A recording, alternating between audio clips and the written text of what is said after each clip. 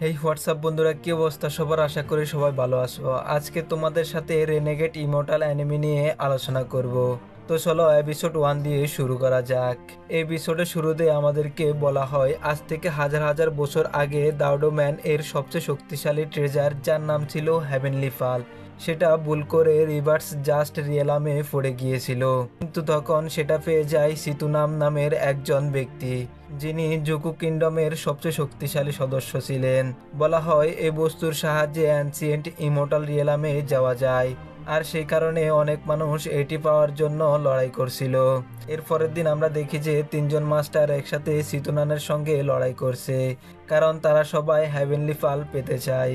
কিন্তু আসলে সিতুনান খুবই শক্তিশালী ছিল এবং সে একাই তাদের দুর্দান্তভাবে টক্কর দিচ্ছিল। এদের মধ্যে একজন মাস্টার সিতুনানকে বলল, তুমি এটা আমাকে দিয়ে দাও। কিন্তু সিতুনান এটা দিতে একদমই রাজি হন না এবং সে বলল, এমন বাজে কথা বলা বন্ধ করো, কারণ যদি এটা পেতে চাও তাহলে প্রথমে আমাকে হারাতে হবে। তবে এই কথা শুনে মাস্টারটি বলল, হয়তো তোমার নিজের শক্তির উপর বেশি কনফিডেন্স হয়ে গিয়েছ। এরপর তিনজন মাস্টার একসাথে সিতুনানের উপর আক্রমণ করার জন্য প্রস্তুত হয়ে গেল, আর এবার তারা নিজেদের জয়েন্ট বডি সক্রিয় করে নিল। কিন্তু তবুও সিতুনান এত সহজে হার মানার লোক ছিল না। সে তার শক্তিশালী তলোয়ার চালিয়ে তাদের উপর আক্রমণ করতে এগিয়ে আসে। কিন্তু হঠাৎই মাস্টাররা তাদের শক্তি ব্যবহার করে সিতুনানের উপর আঘাত হানে, যার ফলে সিতুনান এবার তাদের সামনে কিছুই করতে পারল না এবং আহত হয়ে পড়ল। তবে এতে সে আরো রেগে গিয়ে বলল, আমি তো জুকু কিংডমের সেরা মাস্টার, আর তোমরা আউটওয়ার্ল্ডের তিনজন মিলে আমাকে হারাতে চাও। তখন এক মহিলা মাস্টার বলল, তুমি এই হেভেনলি ফাল আমাদের দিয়ে দাও, তারপর আমরা তোমাকে যেতে দেব। কিন্তু সিতুনান তা অস্বীকার করলো এবং আবারও লড়াই করার জন্য প্রস্তুত হলো। সে এবার নিজের মার্শাল স্পিড বের করলো, যা ছিল একটি ফায়ার ফিনিক্স। এটি দেখে তিনজন মাস্টারও মার্শাল স্পিড বের করলো এবং একসাথে তার উপর আক্রমণ করলো। আবারও ভয়ঙ্কর যুদ্ধ শুরু হলো, কিন্তু সিতুনান একাই তাদের তিনজনের মুখোমুখি হওয়ায় বেশি সময় ধরে টিকে থাকতে পারলো না এবং অবশেষে তারা তাকে হারিয়ে দেয়। এখন তিনজন মাস্টার দেরি না করে তাকে মেরে ফেলতে চায়, কিন্তু সিতুনান এতে কোনো আফসোস করলো না। হঠাৎ সে ডেড ফিঙ্গার ব্যবহার করে নিজেকে স্যাক্রিফাইস করার সিদ্ধান্ত নিল, যাতে হেভেনলি ফাল তাদের হাতে না পড়ে। এভাবে তাকে দেখে তিনজন মাস্টার বিস্মিত হয়ে গেল এবং তাড়াতাড়ি হেভেনলি ফাল নিতে চাইল। কিন্তু সিতুনানের দেহে প্রবল শক্তি ছড়িয়ে পড়ায় আর তারা কিছুই করতে পারল না। তখন সিতুনান বলে একদিন সে ফিরে আসবে এবং প্রতিশোধ নেবে। তো বন্ধুরা, ভিডিওটি আজকে এই পর্যন্তই। ভিডিওটি যদি ভালো লেগে থাকে তাহলে লাইক এবং সাবস্ক্রাইব করবেন। আগের এপিসোডে আমরা দেখেছিলাম চিতুনান নিজেকে স্যাক্রিফাইস করে নিয়েছে। তো এই এপিসোডের শুরুতে আমরা লিন নামের একটি ছেলেকে দেখি, যে মার্শাল আর্টস এবং কাল্টিভেশন সম্পর্কে বই পড়তেছে। তার বাবা মা খুবই গরিব ছিল এবং তারা বিভিন্ন ধরনের মূর্তি তৈরি করে সংসার চালাতো। এমন সময় তাদের কাছে কয়েকজন ব্যক্তি এসে হাজির হলো, কারণ লিনের বাবা মা তার কাছ থেকে ঋণ নিয়েছিল আর সে এই মাসের সুদ নিতে এসেছে। এরপরে আমরা দেখি সে তাদের জমানো টাকা নিয়ে যেতে শুরু করলো। লিনের বাবা বাধা দিয়ে অনুরোধ করলো টাকাগুলো যেন না নেয়, কারণ সে এই টাকাগুলো লিনের পরীক্ষার জন্য অনেক কষ্ট করে জমিয়েছিল। কিন্তু তারা লিনের বাবার কথা শুনলো না, বরং তাকে অপমান করলো। লোকটি বলল, যদি তুমি ক্লায়েন্টের ঋণ পরিশোধ করতে না পারো তবে ভবিষ্যৎ নিয়ে কথা বলার তোমার সেই অধিকার নেই। এই বলে সে চলে যেতে লাগলো। কিন্তু লিনের মা কাঁদতে কাঁদতে অনুরোধ করলেন, দয়া করে আমাদের সঙ্গে এমনটা করো না। এমনটা করলে লিন পরীক্ষা দিতে পারবে না এবং তার ভবিষ্যৎ নষ্ট হয়ে যাবে। কিন্তু লিন তার মা বাবাকে বলে, আপনাদের এসব করার কোনো দরকার নেই, কারণ আমি আপনাদের কাউকে কারো সামনে হাঁটু গেড়ে বসতে দেখতে চাই না। এরপর সেই লোক লিনকে বলে, তুমি আগামী মাসে সুদও প্রস্তুত রেখো। তারপর লিনের বাবাকে ধাক্কা দিয়ে সেখান থেকে চলে যায়। এরপর আমরা দেখি লিনের বাবা এই ঘটনার কারণে খুবই মন খারাপ করে। তখন লিনের মা কাঁদতে কাঁদতে বলেন, এবছর তুমি পরীক্ষায় অংশ নিতে পারবে না, আর আমরাও তোমাকে কোনো সাহায্য করতে পারছি না, তাই আমাদের ক্ষমা করে দিও। ঠিক তখনই আমরা দেখি লিনের চতুর্থ আঙ্কেল সেখানে চলে আসে। লিনের বাবা তাকে জিজ্ঞেস করেন, তুমি এখানে কেন এসেছো? তখন চতুর্থ আঙ্কেল বলেন, আমি একটি জরুরি কাজে এখানে এসেছি। এরপরে তিনি জানান যে আমাদের জামা কিংডমের হ্যাংইউসে একটি ইমোর্টাল কাল্টিভেটরদের একজন নতুন ডিসাইবল লাগবে। তাই আমি চাই লিনো সেখানে অংশগ্রহণ করুক, কারণ আমাদের পরিবারের কাছে 3টি কোটা আছে। কিন্তু এটা শুনে লিনের বাবা উদাস হয়ে যায়, কারণ তারা শুনেছেন যে ইমোর্টাল কাল্টিভেটিং খুবই বিপজ্জনক, এতটাই বিপজ্জনক যে কল্পনাও করা যায় না। এই কারণে তারা চান তাদের ছেলে সেখানে না যাক, কারণ সেখানে তার সঙ্গে যে কোনো সময় কিছুই করতে পারে। তাই তারা সিদ্ধান্ত নেন যে যে কোনোভাবে টাকা জোগাড় করে লিনকে আগামী বছর পরীক্ষায় অংশগ্রহণ করতে সাহায্য করবে। কিন্তু তখন আমরা দেখি লিন এতে অংশ নিতে রাজি হয়ে যায় এবং সে তার বাবা মাকে বলে, আমি চাই না কেউ আপনাদের অপমান করুক, আর আমি আপনাদের এত কষ্ট করতেও দেখতে চাই না। তাই আমি ইমর্টাল সেক্টে যাওয়ার জন্য চেষ্টা করতে চাই, কারণ একবার যদি আমি তাদের ডিসেবল হতে পারি আর কেউ তোমাদের অপমান করতে সাহস করবে না। এমন সময় চতুর্থ আঙ্কেল লিনের বাবাকেও এতে রাজি হতে বলেন। এরপর লিনও তার বাবা মাকে বলে, আমি আপনাদের নিরাশ করব না, আমি এর জন্য সেরাটা দেব। শেষমেশ আমরা দেখি লিনের বাবা মা এতে রাজি হয়ে যান এবং লিনকে নিয়ে ইয়াং ফ্যামিলির ম্যানশনের দিকে যেতে থাকেন। তারা ফ্যামিলির ম্যানশনের দিকে যাচ্ছিল, ফতে লিন হঠাৎ বলে ওঠে, আমাকে তো এখান থেকে বের করে দেওয়া হয়েছিল, আমি কখনো ভাবিনি আবার এখানে ফিরতে হবে, তাই ওরা যাই বলুক সিরিয়াসলি নিও না। এরপর দেখা যায় লিন তার বাবা মার সঙ্গে ফ্যামিলি ম্যানশনে পৌঁছায়। গ্রাম দেখে সে ভীষণ খুশি হয়ে যায়। সেখানে আমরা ওয়াংজুকে দেখতে পাই, যে তাদের মধ্যে সবচেয়ে প্রতিভাবান ছিল। কিছুক্ষণ পর একজন ইমোর্টাল সেখানে আসে। সে ওয়াংজুকে দেখে বলে, তুমি তো সত্যিই দারুণ প্রতিভাবান, মনে হয় এই কারণে তোমাকে আঙ্কেল ডাও এতভাবে পছন্দ করে। নিজের প্রশংসা শুনে ওয়াংজু ধন্যবাদ জানায়। তখন লিন বলে, আমি যাওয়ার আগে আমার বাবা মার সঙ্গে একটু কথা বলতে চাই। ইমোর্টাল তার অনুরোধ মেনে নেয়। তারপর লিন তার বাবা মার কাছ থেকে আশীর্বাদ নিতে যায়। সে বলে, ইমোর্টাল হওয়ার জন্য আমি নিজের সেরাটা দিয়ে চেষ্টা করতে চাই, তবে আপনারা নিজেদের খেয়াল রাখবেন। কথা শুনে লিনের মা বলে, যদি তুমি সেখানে সিলেক্ট হতে পারো তবে ভালো, আর যদি না হতে পারো তবে তৎক্ষণাৎ আমাদের কাছে ফিরে এসো। তখন লিন মাকে আশ্বস্ত করে বলে, আপনি এ নিয়ে কোনো দুশ্চিন্তা করবেন না। এরপর দেখা যায় সেই ইমর্টালের সঙ্গে তলোয়ারের উপর উঠে যেতে থাকে এবং এভাবে তারা তিনজন হ্যাংইউ সেক্টর দিকে এগিয়ে যায়। পথে তাদের চোখে পড়ে অনেক সুন্দর ও অদ্ভুত জিনিস। অবশেষে কিছুক্ষণ পর তারা হ্যাংইউ সেক্টরে পৌঁছায়, কিন্তু আসলে এদের ছাড়াও সেখানে অনেক স্টুডেন্ট এসে উপস্থিত হয়েছিল। কিছুক্ষণ পর সেক্ট লিডার নিজের সঙ্গীদেরকে নিয়ে সেখানে আসে। তাদের দেখে সবাই গ্রিট করেন। এরপরে সেক্ট লিডার বলেন, আমাদের হ্যাংইউ সেক্টের ডিসাইবল সিলেকশনের টিকা খুবই কঠিন, তাই আগ থেকে বলে রাখছি তোমাদের মধ্যে খুবই কম মানুষই নির্বাচিত হতে পারে, আর তারাই আমাদের ডিসাইবল হবে। একথা বলার পর তিনি আরো জানান, সবার আগে তোমাদের স্পিরিচুয়াল রুট টেস্ট দেওয়া হবে, কারণ ইমোর্টাল কাল্টিভেট করার জন্য এই ট্যালেন্ট খুবই গুরুত্বপূর্ণ। এরপর তার সঙ্গে থাকা দুজন এল্ডার প্রত্যেকের উপর নিজের শক্তি ব্যবহার করে একে একে সবার টেস্ট নিতে থাকে, কিন্তু অনেক সময় কেটে গেলেও কেউ কোয়ালিফাই করতে পারে না। অবশেষে ওয়াংজুর ফালা আসে। টেস্ট নেওয়ার পর এল্ডার জিজ্ঞেস করেন, তুমি কি সেই ব্যক্তি যার কথা ব্রাদার ডাও বলেছিল? তখন দেখা যায় ওয়াংজু এই টেস্টে পাস করে নিয়েছে। এরপর ফালা আসে ওয়াংগাও এর। টেস্টে চলাকালীন সে হঠাৎ এল্ডারের প্রশংসা করতে শুরু করেন। এতে এল্ডার খুশি হয়ে বলেন, তুমি তো বেশ স্মার্ট মনে হচ্ছে। তারপর ওয়াংগাও 300 বছর পুরনো এক গ্লানোডার্মা বের করে বলেন, আমি এটা আপনার জন্য বিশেষভাবে এনেছি। এভাবে সে এল্ডারকে ইমপ্রেস করতে সক্ষম হয়ে যায় এবং অবশেষে সেও কোয়ালিফাই করে নেয়। এর কিছুক্ষণ পর লিনের টেস্ট নেওয়া হয়, কিন্তু দুঃখের বিষয় সে এতে কোয়ালিফাই করতে পারে না। এতে লিন ভীষণ হতাশ হয়ে পড়ে। সেভাবে আমি তো আমার বাবা মায়ের জন্য কিছুই করতে পারলাম না। কিন্তু তখন এই সেক্ট লিডার বলে ওঠে, স্পেশাল রুট টেস্ট কেবলমাত্র প্রথম ধাপ, সামনে আরো অনেক কিছু আছে। শুনে লিনের আবারও নতুন করে আশা ফিরে আসে, কারণ এর মানে হলো ট্রায়াল এখনো শেষ হয়নি, তাই এবার তাদের অন্যভাবে টেস্ট নেওয়া হবে। সেক্ট লিডার বলেন, ইমর্টাল কাল্টিভেট করার জন্য যেমন স্পেশাল রুট প্রয়োজন, তেমনি কারো মধ্যে যদি প্রচন্ড ইচ্ছা শক্তি থাকে তাহলে সেও কোয়ালিফাই করতে পারে। এরপর বাকি স্টুডেন্টরা নতুন করে ট্রায়াল দেওয়ার জন্য প্রস্তুত হয়ে যায়। তখন সেক্ট লিডার সামনে এসে তাদেরকে একটু উঁচু জায়গা দেখিয়ে বলেন, কেউ যদি সূর্য ডুবার আগে ওই উঁচু স্থানে পৌঁছে যায় তাহলে সে এই টেস্ট কোয়ালিফাই করবে, কিন্তু যদি সূর্য ডুবার আগে শেষ করতে না পারে তাহলে তাকে ফেল ধরা হবে। তিনি আরো বলেন, এই পথে তোমাদের সামনে অনেক রকম চ্যালেঞ্জ আসবে, তাই যদি মনে করো তুমি আর উপরে উঠতে পারছো না তবে সঙ্গে সঙ্গে সাহায্যের জন্য ডাক দেবে। আমাদের লোক লোক তোমাদেরকে বাঁচিয়ে নিচে নিয়ে আসবে। এভাবে নতুন টেস্ট শুরু করা হয়। সবাই তৎক্ষণাৎ উপরে উঠতে প্রস্তুত হয়। অন্যদিকে লিন মনে মনে ভাবে, এটাই আমার শেষ সুযোগ, যে কোনো মূল্যে আমি এটি সম্পূর্ণ করতে চাই। তারপর আমরা দেখি সেও বাকি সবার সঙ্গে উপরের দিকে উঠতে শুরু করে, কিন্তু হঠাৎ এক ছেলে লিনকে ধাক্কা দিয়ে নিচে ফেলে দেয় আর সে নিজে সামনের দিকে এগিয়ে যায়। কিন্তু কিছুক্ষণ যাওয়ার পর সেই ছেলেটি আগুনের মধ্যে ফেসে যায় এবং আর বের হতে পারছে না। তখন ইমোর্টালরা এসে তাকে সেখান থেকে নামিয়ে নেয়। এভাবে যারা নিজেদের জায়গা থেকে সামনে এগোতে পারছিল না তাদেরকে ইমোর্টালরা সাহায্য করে নিচে নামিয়ে আনছে। কিন্তু কিছু ছেলেদের উপর হঠাৎ পানি পড়তে শুরু করে, আবার কিছু জনের উপর লাইটিং অ্যাটাক হতে শুরু করে। এই কারণে অনেকেই মাঝপথে হাল ছেড়ে দিতে বাধ্য হয়। কিন্তু অন্যদিকে লিন ভয়ঙ্করভাবে আহত হয়ে পড়লেও সে হাল ছাড়েনি। সে মরিয়া হয়ে উপরের দিকে উঠতে চেষ্টা করতে থাকে। তখন হঠাৎ সে একটি জায়গায় পড়ে যায়। সেখানে চারিদিকে শুধু জ্বলন্ত লাভা আর লাভা। এত ভয়ঙ্কর লাভার মাঝেও সে উপরের দিকে উঠতে চেষ্টা করে, কিন্তু লাভার কারণে তার পুরো শরীর পুড়ে যেতে থাকে। আর বেশিক্ষণ সহ্য করতে না পেরে সে তাতে ডুবে যায়। তবুও লিন হাল ছাড়ে না।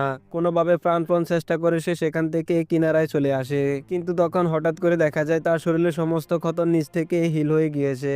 আর সেই মুহূর্তে সে উঁচু একটি স্থানের সামনে এসে পড়ে। তখন লিন দ্রুত দৌড়ে সে জায়গায় যাওয়ার জন্য প্রস্তুত হয়ে যায়, কিন্তু হঠাৎ সে নিচের দিকে তাকিয়ে দেখে নিচের আর কোনো পথ নেই।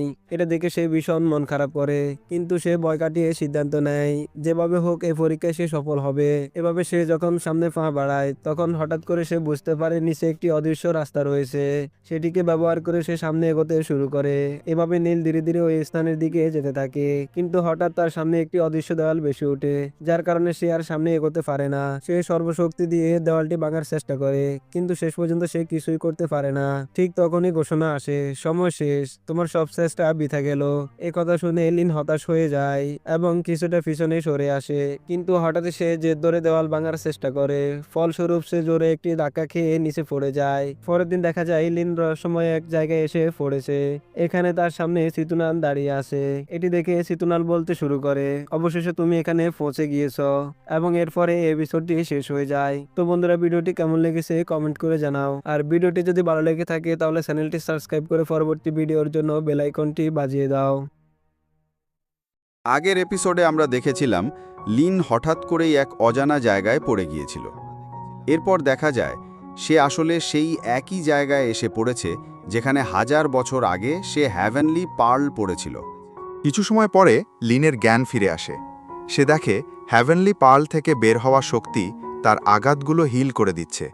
একই সাথে তার মনে পড়ে যায় সে এখানে আসলো কিভাবে। কিন্তু হ্যাভেনলি পার্লকে সামনে দেখে সে পুরোপুরি অবাক হয়ে যায় এবং ভাবতে থাকে আসলে এখানে কি হচ্ছে। যেই মুহূর্তে লিন হ্যাভেনলি পার্লকে টাচ করে, কিন্তু হঠাৎ করেই তা পানির বিন্দুতে পরিবর্তন হয়ে যায়। এটা দেখে লিন আরও বিস্মিত হয়ে যায়। সে কিছুতেই বুঝতে পারে না আসলে এখানে কি হচ্ছে। তারপর হঠাৎ করে হ্যাভেনলি পার্ল লিনকে নিজের ভেতরে টেনে নেয়। এতে তার বিস্ময় আরও বেড়ে যায়। ঠিক তখনই হঠাৎ সিতুর আত্মা তার সামনে এসে দাঁড়ায়।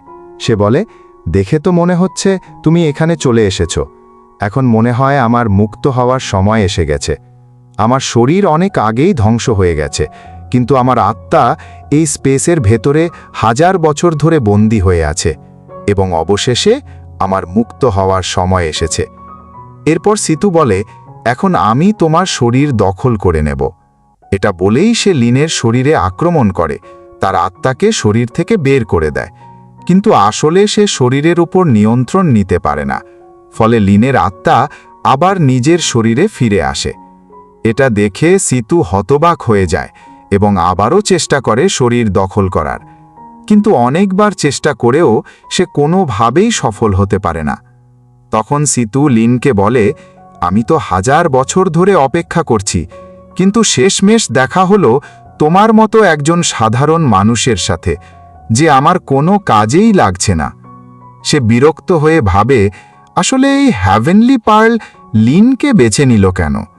তার তো কোনো যোগ্যতাই নেই। কিন্তু এরপরই তার মাথায় আসে, হয়তো লিনের ক্ষমতা আছে আমাকে এখান থেকে বাইরে নিয়ে যাওয়ার। প্রথমে তোমাদের কাছে ক্ষমা চেয়ে নিচ্ছি, আমার কিছু সমস্যা থাকার কারণে এতদিন ভিডিও দিতে পারিনি। আগের এপিসোডে আমরা দেখেছিলাম সিতু বলে, হয়তো লিনের ক্ষমতা আছে আমাকে এখান থেকে বাইরে নিয়ে যাওয়ার। তারপর সিতু বলতে থাকে, সেভেন সোজার সোল স্টোন তো অনেক আগেই ধ্বংস হয়ে গেছে। তখন লিন বলে, আমি এখানে ইমমর্টাল কাল্টিভেশনের জন্য এসেছি, তাহলে আপনি আমাকে অনুশীলনে সাহায্য করবেন না কেন? এটা শুনে সিতু হাসতে হাসতে তাকে উপহাস করে বলে, তোমার যোগ্যতা খুবই খারাপ। তখন লিন জবাব দেয়, হ্যাঁ, আমার বর্তমান অবস্থা হয়তো সাধারণ মানুষের মতোই, কিন্তু এর মানে এই নয় যে আমি সারা জীবন এভাবেই সাধারণ রয়ে যাব। কিন্তু এরপরেও আমরা দেখি সিতু তার কথা শুনতে রাজি হয় না এবং সঙ্গে সঙ্গেই তাকে সেখান থেকে বের করে দেয়। তারপর লিন জানতে পারে তাকে খুঁজতে তার বাবা মাও এখানে চলে আসছে। কিছুক্ষণ পরে তার বাবা মার সঙ্গে দেখা হয়, যেখানে তারা তাকে দেখে ভীষণ আবেগপ্রবণ হয়ে ওঠে।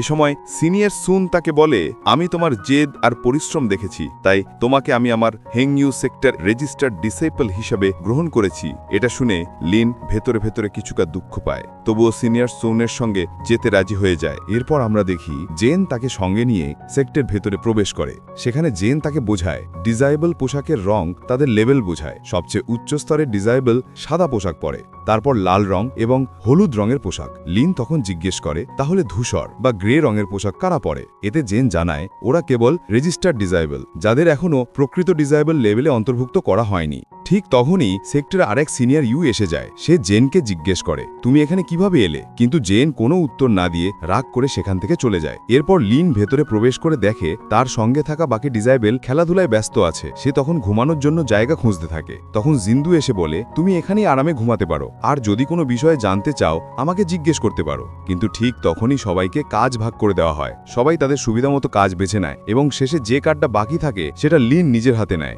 আসলে এই কাজটা খুব বিপজ্জনক ছিল, কারণ যদি 7 দিনের মধ্যে সেটা শেষ না করতে পারে তাহলে সেক্টর লিডার তাদের এখান থেকে বের করে দেবে। এটা শুনে লিন জিন্দুকে জিজ্ঞেস করে, যদি আমি এই কাজ শেষ করে দিই তাহলে কি আমাদের প্র্যাকটিস শেখানো হবে? কিন্তু এই কথা শুনে বাকি সবাই তাকে নিয়ে হাসাহাসি করে। এরপর লিউ সবাইকে ঘুমোতে বলে এবং নিজেও সেখান থেকে চলে যায়। রাতে লিন জেনকে জিজ্ঞেস করে, কেউ লাল রঙের মিশন কেন নেয় না? পানি দিয়ে ড্রাম ভরা কি সত্যি কঠিন কাজ? এতে জেন বলে, আগামীকাল তুমি নিজেই বুঝতে পারবে। পরের দিন লিন নিজের মিশন সম্পূর্ণ করতে যায়। সেখানে সে দেখতে পায় বিশাল বড় বড় কন্টেনার রাখা আছে, যেগুলো নদী থেকে পানি এনে ভরতে হবে। কিন্তু লিন এতে একটু চিন্তিত হয় না, কারণ সে যেভাবেই হোক মিশনটা শেষ করতে চায়। সে নদী থেকে পানি এনে কন্টেনার ভরতে শুরু করে, কিন্তু সারাদিন পরিশ্রম করার পরও সে কোনো কন্টেনার পুরোপুরি ভরতে সক্ষম হয় না। তারপরও সে বলে, আমার হাতে এখনও 6 দিন আছে, আমি নিশ্চিত কোনো না কোনোভাবে আমি এটা শেষ করব। কিন্তু এতক্ষণ পানি তোলার কারণে তার হাত আঘাতপ্রাপ্ত হয়ে যায়, ফলে সে আর ভালোভাবে পানি তুলতে পারে না। ঠিক তখনই তার মনে পড়ে যায় হেভেনলি পার্লের কথা, যা আগে তার আঘাতকে হিল করে দিয়েছে। সে তখন সিদ্ধান্ত নেয় এটা আবার ব্যবহার করবে। তারপর আমরা দেখি লিন হেভেনলি পার্লকে পানির ভেতরে রাখে এবং পানির মধ্যে নিজের হাত ডোবায়। সঙ্গে সঙ্গে সেই শক্তির কারণে তার হাত সম্পূর্ণরূপে হিল হয়ে যায়। এমনকি লিন সে পানি পান করে, যার ফলে তার শরীর আরাম শক্তি অনুভব করে। রাতে হঠাৎ একজন রহস্যময় ব্যক্তি লিউয়ের সঙ্গে দেখা করতে আসে। সে লিউয়াকে বলে, আমাদের হ্যাংইউ সেক্টরের ডিসাইপেলের মর্যাদা খুব বেশি না হলেও তারা পুরো লিংসান পর্বতের ভেতরে ঘোরাঘুরি করে, তাই যদি কোনো অদ্ভুত ট্রেজার খুঁজে পায় তাহলে তুমি অবশ্যই আমাকে জানাবে। এতে লিন উত্তর দেয়, আপনি একদম চিন্তা করবেন না, যদি তাদের কিছু অদ্ভুত জিনিস মেলে আমি অবশ্যই আপনাকে জানাবো। অন্যদিকে আমরা দেখি লিন গাছের পাতা থেকে ফোঁটা ফোঁটা জল সংগ্রহ করছে, কারণ সে মনে করে এটা এক ধরনের এলিক্সার, তাই সে একবার এটি পরীক্ষা করার সিদ্ধান্ত নেয়। সে হেভেনলি পার্লকে পানির ফোঁটার মধ্যে রাখে। এরপর তা পান করলে সে বুঝতে পারে তার শরীর আগের চেয়ে অনেক শক্তিশালী হয়েছে। কিন্তু ঠিক তখনই আমরা দেখি সিতু তার সব কাজকর্ম লক্ষ্য করছে। সে বলে, এর মাথায় আসলেই বুদ্ধি আছে। এভাবে সে হেভেনলি পার্লের ওয়াটার অ্যাট্রিবিউটকে আপগ্রেড করে ফেলেছে।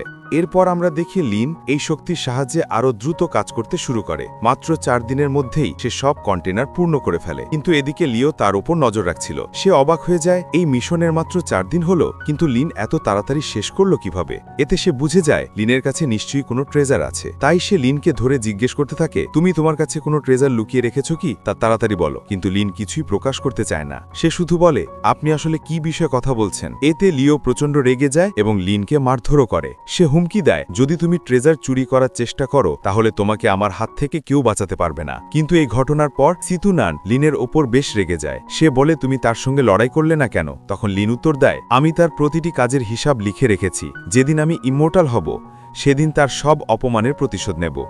এতে সিতু বলে, আমি এতদিন অপেক্ষা করতে পারবো না, তাই আজ থেকেই তোমাকে প্র্যাকটিস শেখানো শুরু করব। এমন কথা শুনে লিন একটু হেসে ফেলে। সিতু তখন জিজ্ঞেস করে, তুমি হাসছো কেন? লিন বলে, কিছু না, আমি ভেবেছিলাম আমার সিনিয়র আমাকে কিছুই শেখাবেন না, বরং আমার জায়গায় অন্য কাউকে বেছে নেবেন। এতে সিতু উত্তর দেয়, তুমি কি ভাবছো আমি তোমাকে প্র্যাকটিস শেখাতে চাই না? আসলে তোমাকেই হেভেনলি পার্ল বেছে নিয়েছে, তাই প্রথমে আমি তোমার স্পেশাল রুট মজবুত করতে সাহায্য করব। এরপর সে বলে, এখন তো আকাশও আগের থেকে উজ্জ্বল হয়ে উঠেছে, আমার মনে হয় তুমি এখন প্র্যাকটিস শুরু করতে পারো। সিতু আরও বলে, হ্যাঙ্গিং সেক্টরের স্পিরিচুয়াল এনার্জি হয়তো কম, কিন্তু শুরু করার জন্য এর চেয়ে ভালো আর কিছু নেই। তুমি সময় পেলে হ্যাভেলি পার্লের ফোঁটা ফোঁটা জল সংগ্রহ করবে এবং চেষ্টা করবে দ্রুত হ্যাভেলি পার্লকে আপগ্রেড করার। এরপর আমরা দেখি লিন সিতুনানকে ধন্যবাদ জানায় এবং এরপর সে অনেক ফোঁটা সংগ্রহ করতে শুরু করে। এই ফোঁটার সাহায্যে সে ধীরে ধীরে হ্যাভেলি পার্লকে আপগ্রেড করতে থাকে এবং কিছু সময় পর এটা দ্রুত গতিতে আপগ্রেড হতে শুরু করে। এদিকে আমরা দেখি সিটু লিনকে কাল্টিভেশন শেখাতে শুরু করে। সে বলে কাল্টিভেশনের ধাপগুলো হলো কন্ডেনসেশন, ফাউন্ডেশন বিল্ড করা, জাহিদান, ন্যাসকেট সোল, গডে রূপান্তর, ইনফ্যান্টাইল চেঞ্জ। এরপর সে লিনকে প্রথম ধাপ কন্ডেন্স করার কৌশল শেখাতে থাকে। লিনও ধীরে ধীরে সেটা শিখতে শুরু করে, কিন্তু প্র্যাকটিসের সময় সে কিছুটা সমস্যায় পড়ে। তখন সিতু তাকে বলে, তুমি শুধু নিজের রুটের ওপর ফোকাস করো। সিতু আরো বুঝিয়ে দেয়, পার্লের ভেতরে 1 ঘন্টা, বাইরে 10 ঘন্টা। তাই আমি চাই তুমি এখানে মনোযোগ দিয়ে প্র্যাকটিস করো, কারণ তোমার কাছে ইমর্টাল বডি আছে। তোমাকে বেশি সময় ধরে প্র্যাকটিস করতে হবে। এর পরের দৃশ্যে আমরা দেখি 2 শিষ্য নিজেদের মধ্যে কথা বলছে। তাদের আলাপ থেকে জানা যায় যে সুয়ানাও সেক্টরের সঙ্গে তাদের এক্সচেঞ্জ কনফারেন্স হতে যাচ্ছে। এরপর আমরা দেখি সিনিয়র সান সেখানে এসে সবাইকে বলে, এক্সচেঞ্জ কনফারেন্স এখন শুরু হবে। এল্ডার সান তোমাদের মধ্য থেকে কাউকে বেছে নেবেন, আর যে নির্বাচিত হবে সে সরাসরি ইয়োলো ডিসাইপল লেভেলে প্রমোট হবে। এটা শুনে সবাই বেশ উত্তেজিত হয়ে যায়। অনেকে সানকে অনুরোধ করতে থাকে আমাদের বেছে নিন, কিন্তু লিঙ্ক তখনও শান্তভাবে দাঁড়িয়ে থাকে। এল্ডার সান এটা লক্ষ্য করে বলেন, যদিও তোমার প্রতিভার ঘাটতি আছে, তবুও আমি মনে করি তোমার সবচেয়ে বেশি পরিশ্রম করেছ। তাই তুমি কি আমার শিষ্য হতে চাইবে? একথা শুনে লিন একেবারে হতভাগ হয়ে যায়। অন্যদিকে বাকি সবাই ভীষণ বিরক্ত হয়ে ওঠে। তারা বলতে থাকে, এল্ডার সান লিনকেই কেন বেছে নিলেন? তার তো প্রতিভাই নেই, সে তো সবসময় আমাদের পিছনেই পড়ে থাকে। এরপর আমরা দেখি লিন এল্ডার সানের শিষ্য হতে রাজি হয়ে যায়। এল্ডার সান তাকে নিজের কাছে ডাকেন এবং একটি স্টোরেজ ব্যাগ ও কিছু এলিক্সার উপহার দেন, কারণ এখানে নতুন শিষ্য গ্রহণ করার সময় এগুলো দেয়া হয়। লিনও সেই এলিক্সার খেয়ে নেয়। এইভাবে সে আনুষ্ঠানিকভাবে সানের শিষ্য হয়ে যায়। এদিকে সে সিতুর সঙ্গে খুব ভালোভাবে প্র্যাকটিস চালিয়ে যেতে থাকে। আমরা দেখি লিন আগের চেয়ে অনেক উন্নতি করেছে, এমনকি অল্প সময়ের মধ্যে সে গ্র্যাভিটি আর্টকেও আয়ত্তে নিয়ে নেয়। তখন সিতু মজা করে বলে, তুমি এই ব্যাপারে আমার সঙ্গে কথা বলতে চাও? আমি তো এতদিন ধরে প্র্যাকটিস করছি, আর তুমি এখনো শুধু কি কন্ডিশনের প্রথম স্তরে আছো, তারপরও এত অগ্রগতি করলে। এটা দেখে সিতু আসলে ইমপ্রেস হয়ে যায় এবং বলে, আচ্ছা, একেবারে খারাপ না। এরপর আমরা দেখি লিন আবারও গ্র্যাভিটি আর্ট প্র্যাকটিস করতে থাকে, কিন্তু সিতু খুব সহজেই সেটা মাঝপথে ভেঙে দেয়। অন্যদিকে আমরা দেখি জিনের সঙ্গে লিউয়ের ঝগড়া হচ্ছে, কারণ লিউয়ের দেওয়া মিশন সম্পূর্ণ করতে পারেনি। তাই জিন তাকে বলে, আমি এত বছর ধরে তোমার সম্মান করেছি, কিন্তু এখনো তুমি আমাকে এখান থেকে বের করে দিতে চাইছো?